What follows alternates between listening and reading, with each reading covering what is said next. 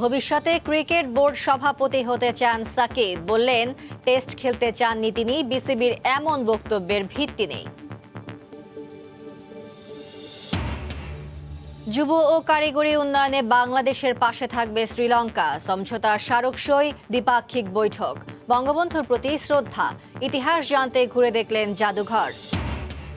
করোনার নিয়ন্ত্রণহীন ঊর্ধ্বগতিতেও বেসামাল বাঙালি। একদিনে ২৬ জনের মৃত্যু, শনাক্ত প্রায় ১৯০০। সংক্রমণের ডিপো বিনোদন কেন্দ্র। এই যে মাস্ক হাতে আর কি, এখন রিস্কের উপর এই জন্য মাস্ক ব্যবহার করি নাই। মাস্ক আছে, গরম লাগে তো তাই। কিছুক্ষণ খুলছি। বাংলাদেশ ব্যাংক কর্মকর্তাকে মাসে ২ লাখ টাকা দিতেন পিকে হালদার। নাম এসেছে এস কে সুরেরও। বান্ধবীদের ব্যবহার করে নিয়েছে ভুয়া ঋণ।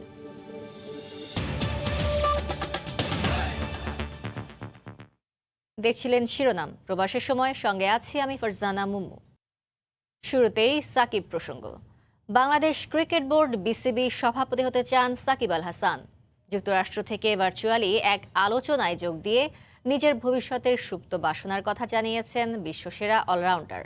এদিকে শ্রীলঙ্কার টেস্ট খেলতে চায় না বিসিবির এমন বক্তব্য প্রত্যাখ্যান করেছেন সাকিব। বরং ক্রিকেট বোর্ডকে দেয়া চিঠি দায়িত্বপ্রাপ্তরা ঠিকভাবে পড়েননি বলে অভিযোগ তার। বিসিবির সভাপতি এই মুহূর্তে দেশের সবচেয়ে কাঙ্ক্ষিত একটা পদ।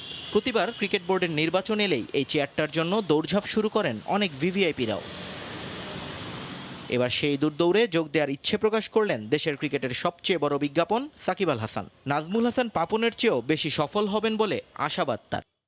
শেখ হাসিনা রাজাপাকসে দ্বিপক্ষীয় বৈঠকে সই হলো ৬টি সমঝোতা স্মারক। শনিবার সকালে সফরের দ্বিতীয় দিনে প্রধানমন্ত্রীর কার্যালয়ে বৈঠক করেন মাহিন্দা রাজাপাকসে। দ্বিপক্ষীয় বৈঠকের আগে একান্ত বৈঠকও করেন দুই শীর্ষ নেতা। এর আগে ধানমন্ডি ৩২ নম্বরে জাতির পিতার প্রতিকৃতিতে শ্রদ্ধা জানান রাজাপাকসে। মুজিব শতবর্ষের অনুষ্ঠানে যোগ দিতে দুদিনের সফরে ঢাকায় এসে দ্বিতীয় দিন সকালে প্রধানমন্ত্রীর কার্যালয়ে আসেন শ্রীলঙ্কার প্রধানমন্ত্রী মাহিন্দা রাজাপাকসে। ফুলেল অভ্যর্থনা জানানোর পর প্রধানমন্ত্রী শেখ হাসিনার সঙ্গে একান্ত বৈঠকে বসেন রাজাপাকসে। পরে দুই দেশের প্রতিনিধি দলের সদস্যদের নিয়ে আনুষ্ঠানিক দ্বিপক্ষীয় বৈঠকে নেতৃত্ব দেন শেখ হাসিনা মাহিন্দা রাজাপাকসে। এতে পারস্পরিক সম্পর্কের আওতায় সম্ভাবনামূলক বিভিন্ন ইস্যুতে আলোচনা করেন সংশ্লিষ্ট নীতি নির্ধারকরা। বৈঠক শেষে যুব উন্নয়ন, কৃষি গবেষণা নীতি ও কারিগরি যোগ্যতা বিনিময় সংক্রান্ত ৩টি নতুন সমঝোতা এবং আগে স্বাক্ষর হওয়া নার্স প্রশিক্ষণ, আন্তর্জাতিক সম্পর্ক ও সংস্কৃতি বিনিময় সংক্রান্ত সমঝোতা স্মারক নবায়ন সহ মোট ৬টি ইস্যুতে ঐক্যমত্যে পৌঁছায় দুই দেশ। পরে ফরেন সার্ভিস একাডেমিতে এই বৈঠক নিয়ে ব্রিফিং করে পররাষ্ট্র মন্ত্রণালয়। মন্ত্রী বলেন, অগ্রাধিকারমূলক বাণিজ্য চুক্তি এবং মুক্ত বাণিজ্য চুক্তি করতে শ্রীলঙ্কাকে প্রস্তাব দিয়েছে বাংলাদেশ। তাদের সাথে ৬টি এমইউ সই করেছে। Sri Lanka pretty good in nursing এবং হেলথ প্রফেশনালে। আমরা চাইছি যে আমাদের বাংলাদেশি নার্সের ট্রেনিং যাতে তাদের দেশে সুযোগ হয়। এই মুহূর্তে যদি ফ্রি ট্রেড এগ্রিমেন্ট করতে সময় লাগে তাহলে আমরা পিটিএ প্রেফারেন্সিয়াল ট্রেড এগ্রিমেন্টে যেতেও রাজি আছি। এর আগে শনিবার সকালে ধানমন্ডি ৩২ নম্বরে জাতির পিতার প্রতিকৃতিতে ফুল দিয়ে শ্রদ্ধা জানিয়েছেন শ্রীলঙ্কার প্রধানমন্ত্রী মাহিন্দা রাজাপাকসে। পরে বঙ্গবন্ধু স্মৃতি জাদুঘরও পরিদর্শন করেন এই অতিথি সরকার প্রধান। দেবাশিস রায়, সময় সংবাদ, ঢাকা। দুদিনের সফরের শেষ দিন রাষ্ট্রপতি মোহাম্মদ আব্দুল হামিদের সঙ্গে সৌজন্য সাক্ষাৎ শেষে ঢাকা ত্যাগ করেছেন শ্রীলঙ্কার প্রধানমন্ত্রী মাহিন্দা রাজাপাকসে। বঙ্গবন্ধুর জন্মশতবার্ষিকী ও স্বাধীনতার সুবর্ণ জয়ন্তী উপলক্ষে দুদিনের সফরসূচি অনুসারে শনিবার বিকেল ৫টায় বঙ্গভবনে আসেন শ্রীলঙ্কার প্রধানমন্ত্রী। রাষ্ট্রপতি মোহাম্মদ আব্দুল হামিদ তাকে বঙ্গভবনে স্বাগত জানান। তারা কুশল বিনিময়ের পাশাপাশি দুদেশের স্বার্থ সংশ্লিষ্ট বিভিন্ন বিষয় নিয়ে আলোচনা করেন। পরে বঙ্গভবনে পরিদর্শন বইয়ে স্বাক্ষর করেন শ্রীলঙ্কার প্রধানমন্ত্রী। রাষ্ট্রপতির সঙ্গে সাক্ষাতের মধ্য দিয়েই শ্রীলঙ্কার প্রধানমন্ত্রী দুদিনের ঢাকা সফর শেষ করেন। বঙ্গভবন থেকে সরাসরি হজরত শাহজালাল আন্তর্জাতিক বিমানবন্দরে যান শ্রীলঙ্কার প্রধানমন্ত্রী। বিমানবন্দরে পররাষ্ট্রমন্ত্রী এ কে আব্দুল মোমেন ও বাণিজ্যমন্ত্রী টিপু মুন্সি শ্রীলঙ্কার প্রধানমন্ত্রীকে আনুষ্ঠানিক বিদায় জানান।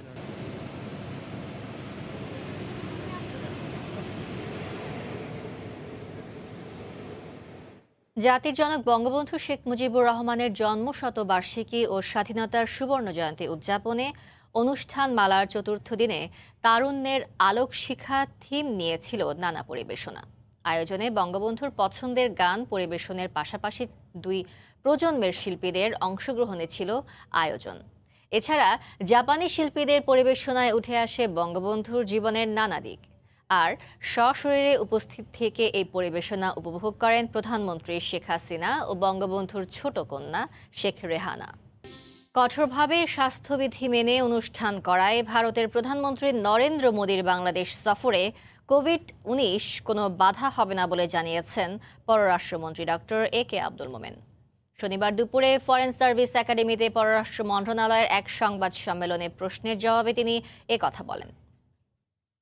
এইখানে বিভিন্ন মতের বিভিন্ন দলের লোক আছেন এবং যা মত আছে সেইখানে তাদের মত প্রকাশের স্বাধীনতা আছে। সরকার ওনাকে দাওয়াত দিয়েছে, আমরা খুব গর্বিত যে উনি আসবেন এবং সেই সাথে will provide all the protection.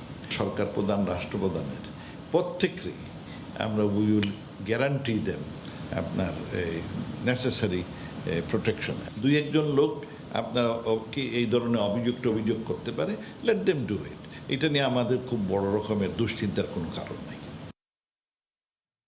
এবার করোনা প্রসঙ্গ। দেশে করোনায় প্রাণ গেল আরও 26 জনের। স্বাস্থ্য অধিদপ্তরের তথ্যমতে 24 ঘন্টায় এই ভাইরাসে 3 দিনের ব্যবধানে ফের বাড়ল মৃতের সংখ্যা। একদিনে 19,000 নমুনা পরীক্ষায় নতুন করে আরও 1,868 জনের শরীরে কোভিড-19 শনাক্ত হয়। আক্রান্তের হার 9.39%।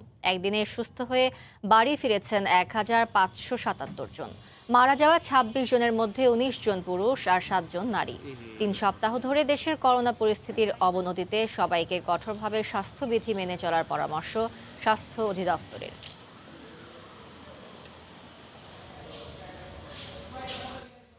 ক্রমবর্ধমান সংক্রমণের এই পর্যায়ে ঝুঁকিপূর্ণ হয়ে উঠছে গণপরিবহন। মাস্ক পরার কোনো বালাই নেই, বরং গাদাগাদি করে যাত্রী পরিবহন চলছে। এক্ষেত্রে স্বাস্থ্য অধিদপ্তর বলছে, ভয়াবহ পরিণতি এড়াতে ফের শৃঙ্খলায় ফেরার বিকল্প নেই।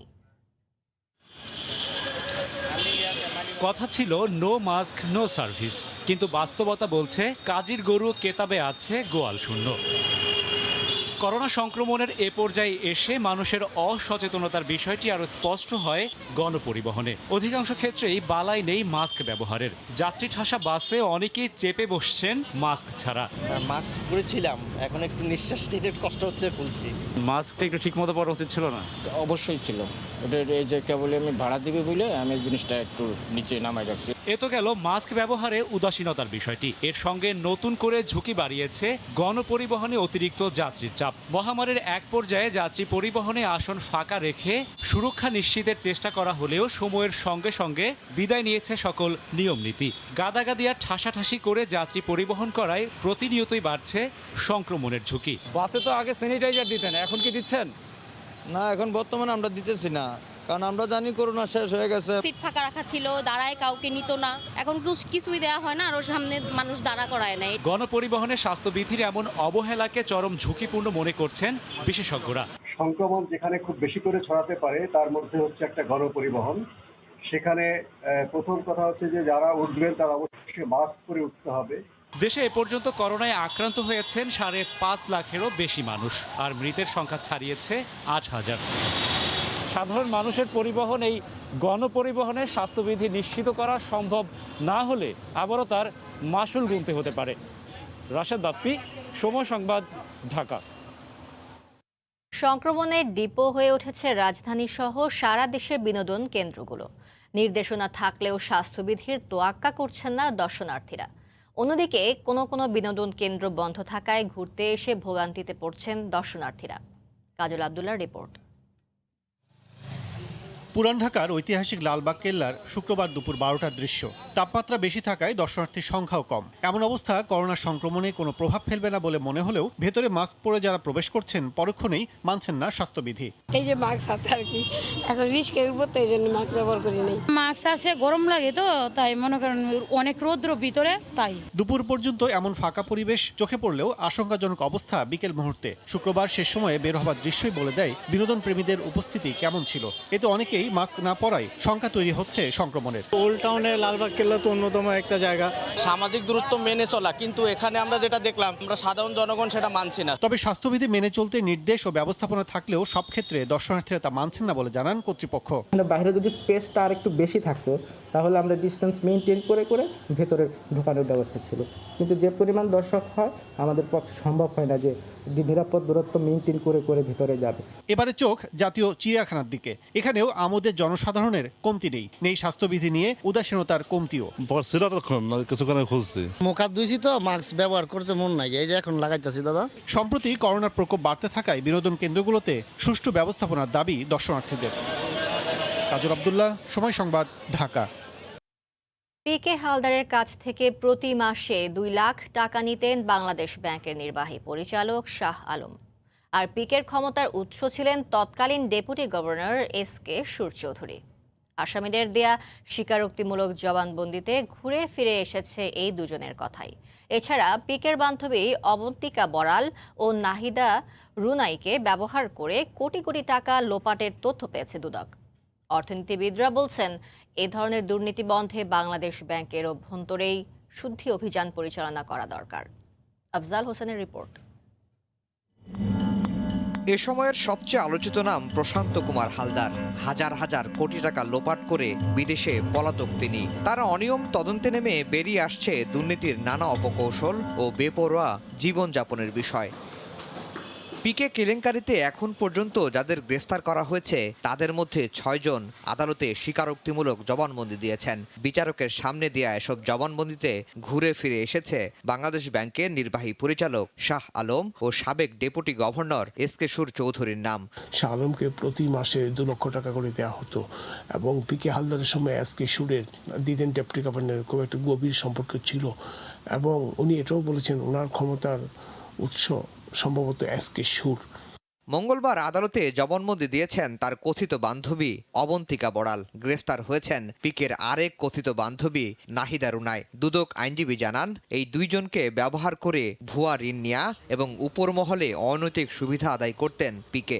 অবন্তিকা বড়াল আর নাহিদা রুনাইকে অ্যাকর্ডিং টু উজ্জ্বল কুমার নন্দীর কনফেশনাল স্টেটমেন্ট, সেখানে যদি আমি দেখি তাহলে তাদেরকে ইউজ করা হয়েছে। কেন্দ্রীয় ব্যাংকের অভ্যন্তরে ঘাপটি মেরে থাকা এরকম দুর্নীতিবাজদের খুঁজে বের করা না হলে আর্থিক খাতের দুর্বৃত্তায়ন বন্ধ হবে না বলে মনে করেন এই অর্থনীতিবিদ। বাংলাদেশ ব্যাংকের ভিতরে আরও যদি কোনো অসৎ লোক বা অসৎ চক্র থাকে, সেই চক্রকে সমূলে উৎপাদিত করে সেটাকে একটা ক্লিন সিস্টেমের মধ্যে নিয়ে যেতে পারে। তদন্তে পাওয়া তথ্য বিশ্লেষণ করে দুদক সংশ্লিষ্টরা বলছেন পিকের দুর্নীতির পরিমাণ 10,000 কোটি টাকা ছাড়াবে। আফজাল হোসেন, সময় সংবাদ, ঢাকা। সরকার যখন সব ক্ষেত্রে ব্যর্থ হয় তখনই কোনো অপ্রীতিকর ঘটনা ঘটিয়ে বিএনপির ওপর দায় চাপানোর চেষ্টা করে বলে মন্তব্য করেছেন দলটির শীর্ষ নেতারা। তারা বলেন, আওয়ামী লীগের কারণে সবসময় দেশের সাম্প্রদায়িক সম্প্রীতি বিনষ্ট হয়।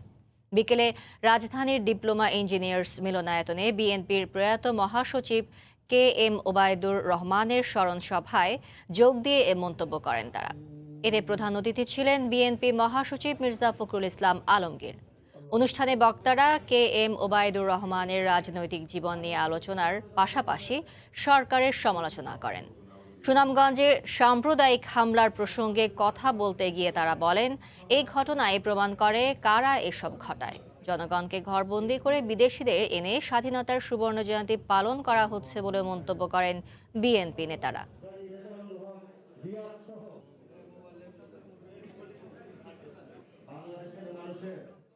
শুধুমাত্র বিদেশের থেকে এনে আজকে সুবর্ণ জয়ন্তী পালন করছেন, এই দেশের মানুষকে সুবর্ণ জয়ন্তী পালন করতে তারা দিচ্ছেন না। এটা সুবর্ণ জয়ন্তী পালন হয় না। যখন তারা ব্যর্থ হচ্ছে প্রশাসনে, যখন তারা ব্যর্থ হচ্ছে জনগণকে নিরাপত্তা দিতে, যখন তারা ব্যর্থ হচ্ছে সম্পূর্ণভাবে সাম্প্রদায়িক সম্প্রীতিকে ঠিক রাখতে ঠিক তখনই তারা এই সমস্ত ঘটনাগুলো ঘটায় এবং বিএনপিকে দায়ী করার চেষ্টা করে। যে সাম্প্রদায়িক যে সম্প্রীতি সব সময় বিনষ্ট হয়েছে আওয়ামী লীগের আমলে। 2020 সালে করোনাকালে রাজধানীতে বেশিরভাগ যানবাহন ও শিল্প কারখানা বন্ধ থাকলেও ঢাকার বায়ু দূষণ হয়েছে স্বাভাবিকের চেয়ে 5 গুণ বেশি। এর মধ্যে সবচেয়ে বেশি দূষণ এলিফ্যান্ট রোডে আর সবচেয়ে কম মোহাম্মদপুরের তাজমহল রোডে। অপরিকল্পিত নির্মাণ কাজকেই দূষণের বড় উৎস হিসেবে দেখছেন বিশেষজ্ঞরা। খুব অচেনা 2020 সাল, হঠাৎ করে করোনার প্রাদুর্ভাব বেড়ে যাওয়ায় বছরের বড় একটা সময় ধরে কার্যত গৃহবন্দী কেটেছে মানুষের। কম ছিল দূষণের মূল উৎস যানবাহন চলাচল ও শিল্প কারখানার উৎপাদন। তবু কমেনি বায়ু দূষণ। বাতাসে ভেসে থাকা বিষে নীল হয়েছে রাজধানীবাসীর ফুসফুস। যুক্তরাষ্ট্র ও সুইজারল্যান্ড ভিত্তিক প্রতিষ্ঠান আইকিউ এয়ারের তথ্য বলছে 2020 সালে দেশের বাতাসে গড় বস্তুকণা ছিল 77.1 মাইক্রোগ্রাম, যা স্বাভাবিক দূষণের 5 গুণ বেশি ক্ষতিকর। আতঙ্কিত তাই নগরবাসী। সীসা আমাদেরকে এমনভাবে গ্রাস করতেছে, আমরা আজকে কিন্তু আমাদের অস্তিত্ব বিলীন হয়ে যেতেছে। রাস্তাঘাট কাটা, সব সময় ধুলা উড়ে, বাস লেগুনার এত কালো ধোয়া, আমাদের মাস্ক তো পরতেই হয়। আমার একটু ডাস্ট অ্যালার্জি আছে, খুবই কষ্ট হয়। রাজধানীর 70টি স্থানে বায়ু দূষণ সমীক্ষা বলছে সবচেয়ে বেশি বায়ু দূষণ হয়েছে এলিফ্যান্ট রোড, নিউ মার্কেট ও তেজগাঁও শিল্প এলাকায়। সে তুলনায় নিরাপদ জায়গা মোহাম্মদপুরের তাজমহল রোড, আগারগাঁও শিশু হাসপাতাল ও পল্লবীর ডি ব্লক এলাকা। তবে দূষণের উৎস তালিকার শীর্ষে জায়গা করে নিয়েছে অপরিকল্পিত ও অনিয়ন্ত্রিত রাস্তা খোঁড়াখড়ি ও নির্মাণ কাজ। পৃথিবীর শীর্ষ দূষিত দেশগুলোতে বাংলাদেশ প্রথম, এবং পৃথিবীর শীর্ষ বায়ু দূষণজনিত যে রাজধানী আছে সেটিতে ঢাকা দ্বিতীয় স্থানে অবস্থান করছে। অপরিকল্পিত উন্নয়ন, এটির কারণে প্রায় 30% বায়ু দূষণ হয়। আজকে যে মাত্রা দেখেছেন 5.2%, বড় আরও বেশি বাড়ার কথা ছিল, কারণ আমরা গৃহবন্দী ছিলাম। বিভিন্ন রকমের পরামর্শ দিয়ে লাভ নেই, যার যে কাজ সেটা করছে না বলেই আমার শিশু আজকে বিকলাঙ্গ। আজকে আমরা যে উপত্য দেখছি এটি গ্রহণযোগ্য মাত্রা হতে পারে না। গবেষণায় জানানো হয় 2019 সালের তুলনায় 2020 সালে ঢাকার বাতাসে দূষণ বেড়েছে 10.2 ভাগ বেশি।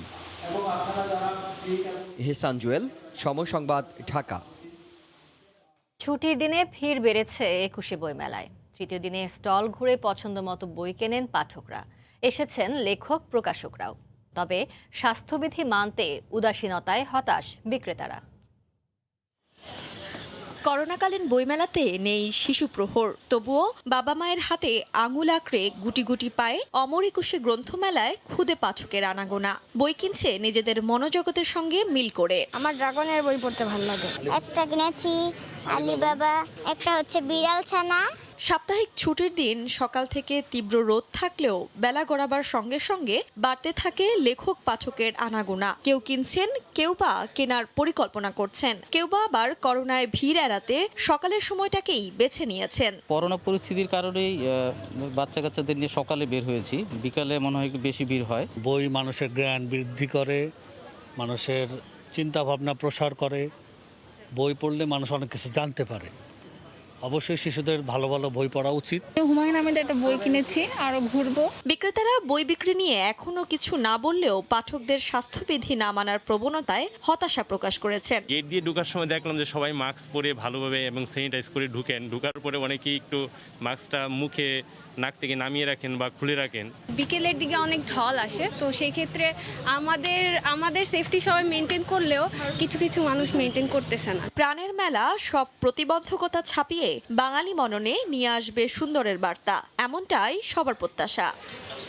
তানজিলা খান মিম, সময় সংবাদ, ঢাকা। প্রবাসের খবর। অক্সফোর্ড অ্যাস্ট্রাজেনেকার টিকার শরীরে রক্ত জমাট বাঁধার জন্য দায়ী নয় ইউরোপীয় মেডিসিন এজেন্সি, এমন সবুজ সংকেত দেওয়ার পর স্বস্তি ফিরেছে জার্মানির চলমান টিকা কার্যক্রমে। জার্মানি থেকে আরও জানিয়েছেন সহকর্মী বিটু বড়ুয়া। অক্সফোর্ড অ্যাস্ট্রাজেনেকা টিকা AZ122 নিয়ে ইউরোপীয় মেডিসিন এজেন্সির সবুজ সংকেত পাওয়ার পর থেকেই জার্মানির টিকা প্রদান কার্যক্রমে কিছুটা স্বস্তি ফিরে এসেছে।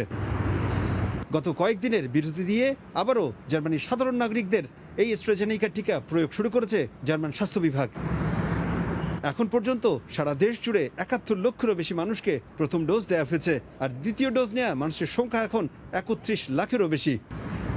তবে আবারও করোনা সংক্রমিতের সংখ্যা গত 24 ঘন্টার ব্যবধানে দেশটিতে এখন পর্যন্ত 28,000-এরও বেশি মানুষ নতুন করে সংক্রমিত হয়েছেন। এরই মধ্যে মৃত্যুবরণ করেছে গত 24 ঘন্টার ব্যবধানে 350-এরও বেশি মানুষ। সর্বমোট মৃতের সংখ্যা 74,000 ছাড়িয়ে গেছে। তবে জার্মানির সাধারণ নাগরিক সহ প্রবাসীরা আশা করছেন টিকা প্রদান কার্যক্রম ঠিকমতো চললে অচিরেই করোনা থেকে মুক্ত হবে পুরো দেশ। দেখুন, অ্যাস্ট্রাজেনেকার টিকা কখনোই খারাপ হতে পারে না। টিকা গ্রহণের পর অনেক মানুষের শরীরে বিভিন্ন পার্শ্ব প্রতিক্রিয়া দেখা দিয়েছে ঠিকই, কিন্তু এটা তেমন নাটকীয় কিছু না। তবে টিকাটির বিষয়ে এখনো বিস্তারিত বলা কঠিন যে এটি করোনা নতুন ধরনের বিরুদ্ধে কতটা কার্যকরী। তবু বলবো টিকাটি নিরাপদ। পার্শ্ব প্রতিক্রিয়াগুলোর মধ্যে মূলত যে পার্শ্ব প্রতিক্রিয়াগুলো হচ্ছে সেগুলো হচ্ছে জ্বর, শরীর ব্যথা, মাথা ব্যথা, বমি বমি ভাব, এ ধরনের পার্শ্ব প্রতিক্রিয়া। জার্মান সরকার এবং জার্মানিতে এখন পর্যন্ত অ্যাস্ট্রাজেনিকা ভ্যাকসিন প্রয়োগ অব্যাহত রয়েছে।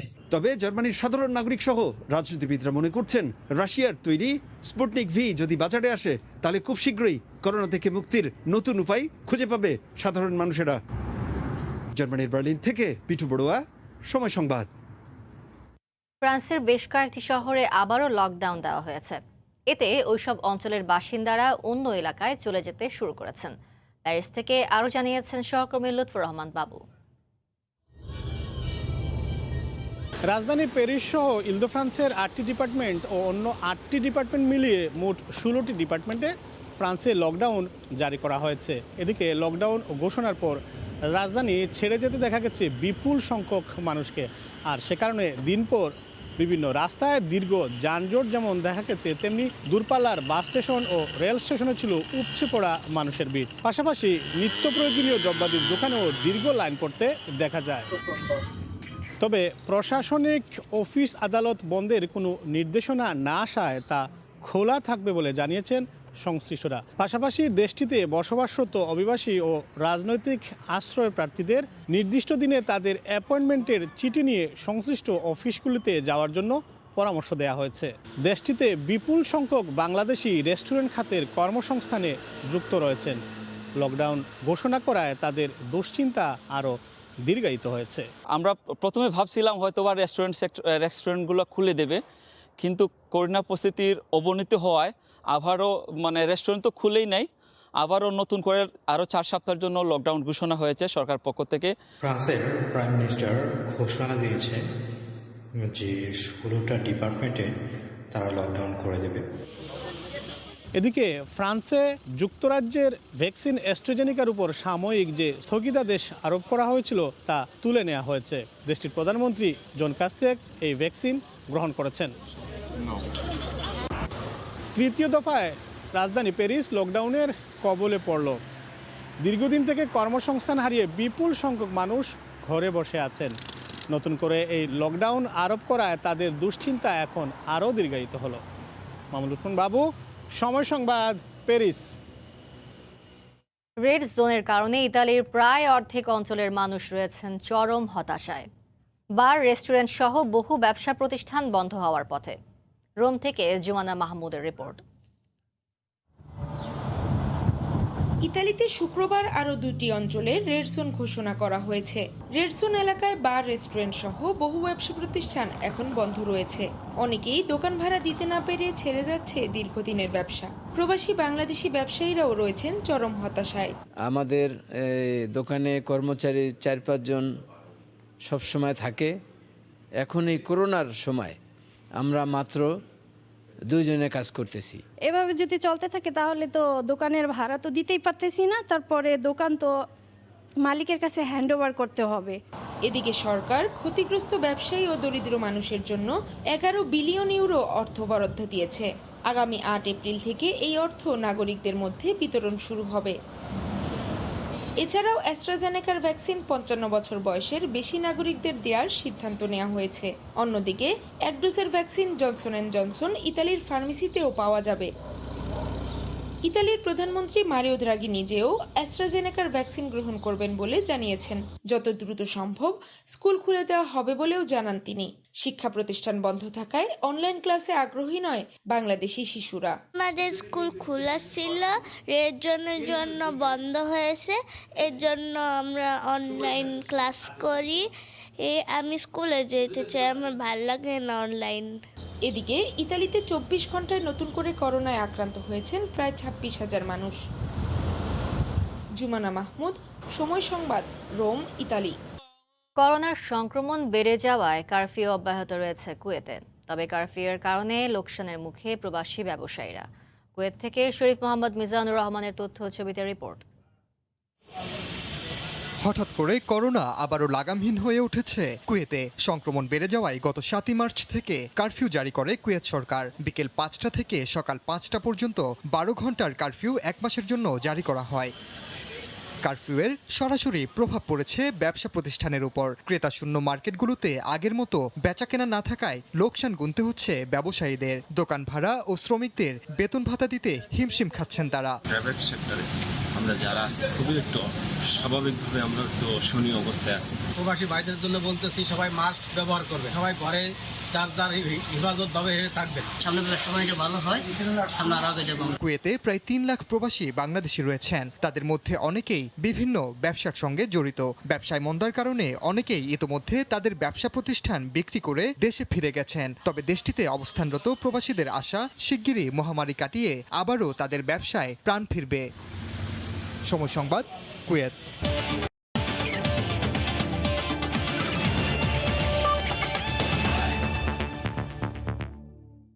কলকাতা থেকে দেশে ফিরে নিজ ক্লাব সাইফ সিংবোর্ড ক্লাবে যোগ দিলেন অধিনায়ক জামাল ভুঁইয়া। প্রত্যাবর্তনের দিনই দলের সঙ্গে অনুশীলন করলেন জামাল। গণমাধ্যমের মুখ নেপালে ত্রিদেশীয় সিরিজে চ্যাম্পিয়ন হওয়া সম্ভব। কলকাতায় ফুটবলের জনপ্রিয়তায় অভিভূত নাম্বার 6। সেই অভিজ্ঞতা দেশের ফুটবলে কাজে লাগাতে চান তিনি। কলকাতা থেকে ফিরেছেন, নিজের প্রাণের ক্লাবের হয়ে আবারও মাঠ মাতাবেন অধিনায়ক। সাইফ স্পোর্টিং ক্লাবে প্রত্যাবর্তনের দিন সতীর্থরা জামাল ভুঁইয়াকে উষ্ণ অভ্যর্থনা জানালেন। কেক কেটে নিজেদের মাঝে আনন্দ ভাগাভাগি করে নিলেন ঘরের ছেলে ঘরে ফেরায়। এক মৌসুম ধারে কলকাতা মোহামেডানে খেলতে গিয়েছিলেন। নেপালে ত্রিদেশীয় সিরিজ খেলায় 2 ম্যাচ আগেই দেশে চলে এসেছেন।